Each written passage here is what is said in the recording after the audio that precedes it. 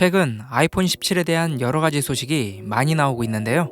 이번 아이폰 17은 디자인부터 기능까지 많은 것들이 바뀔 예정입니다. 특히 이번에 새롭게 런칭되는 아이폰 17 에어에 대해 많은 관심이 집중되고 있는데요.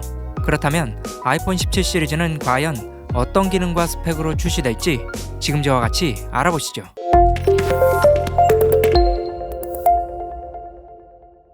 안녕하세요, TMI입니다. 오늘 알려드릴 정보는 맥 루머스와 9to5맥 등 여러 IT 전문 매체의 정보를 정리하여 알려드리도록 하겠습니다. 먼저 아이폰 17의 종류부터 알아보죠.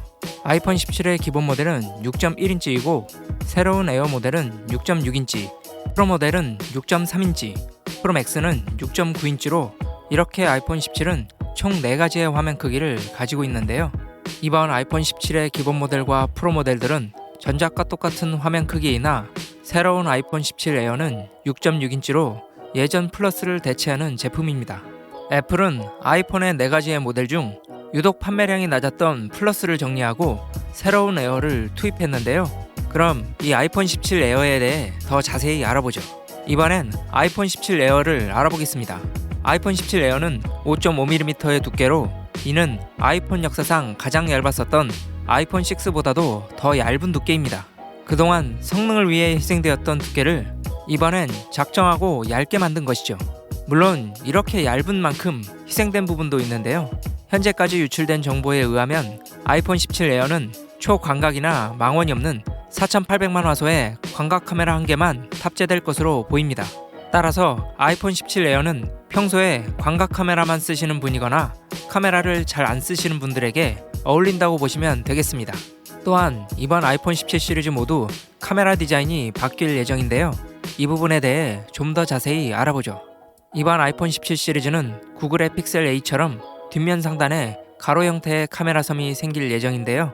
현재 유출된 아이폰 17 시리즈의 캐드 도면만 봐도 그렇고 기타 다른 곳에서 유출되는 디자인 역시 같은 걸 보면 이번 아이폰 17 시리즈의 디자인이 픽셀 A처럼 바뀔 가능성이 매우 높아졌다고 볼 수 있겠습니다.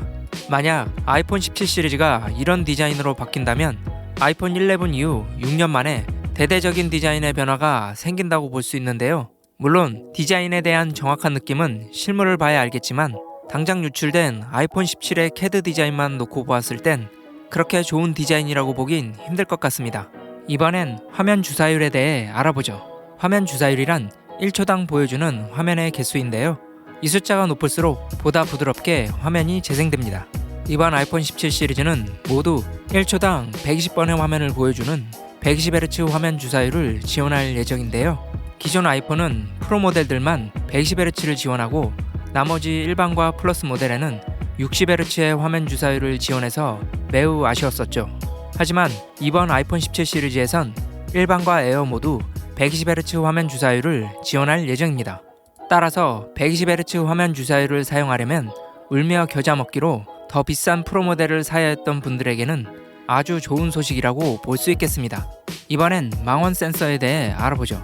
이전 아이폰 16 프로 시리즈는 4800만 화소를 탑재한 광각과 초광각에 비해 망원은 1200만 화소밖에 되지 않아 다른 화각에 비해 화소수가 많이 모자랐습니다.